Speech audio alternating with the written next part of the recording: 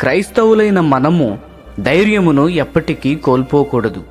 1 పేతురు 3:13 ప్రకారం, మీరు మంచి విషయములలో ఆసక్తి గలవారైతే మీకు హాని చేయువాడెవడు? కాబట్టి మనమందరము దేవుని యొక్క బలముతో మరియు కృపతో ఇతరులందరికీ మేలు చేయుదము అని దృఢ నిశ్చయతను తీసుకొనవలెను. అవును, అంతేకాకుండా మనలను ద్వేషించు వారిని ప్రేమించదము, మనలను శపించు వారిని ఆశీర్వదించవలెను, మరియు హింసించు వారిని క్షమించులాగున వారి కొరకు ప్రార్థన చేద్దాం.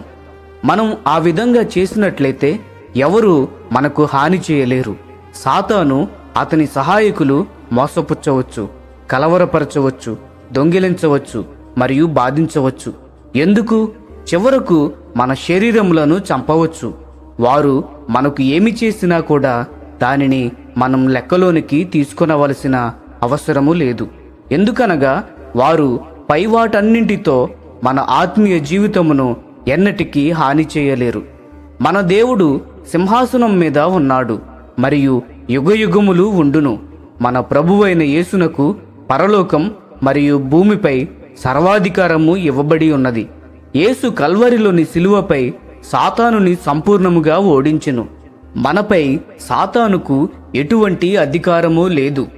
ఈ విషయమును మనము మన హృదయములలో విశ్వసించి నోటితో ఒప్పుకొనినప్పుడు ఇది జరుగును.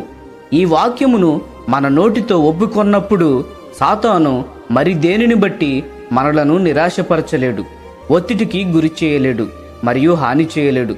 అవును, ప్రకటన గ్రంథము 12:11 వారు గొర్రెపిల్ల రక్తమును బట్టి తామిచ్చిన సాక్ష్యమును బట్టి వానిని జయించి ఉన్నారు, కానీ మరణము వరకు తమ ప్రాణములను ప్రేమించిన వారు కారు. ప్రియ స్నేహితులారా, క్రీస్తును అంగీకరించిన మనము ధైర్యమును ఎప్పటికీ కోల్పోకూడదు. ఈ సందేశములు మీకు ఆశీర్వాదకరముగా ఉన్నట్లయితే లైక్ చేయండి, సబ్స్క్రైబ్ చేయండి, మీ స్నేహితులకు, మీ శ్రేయోభిలాషులకు అందరికీ షేర్ చేయండి.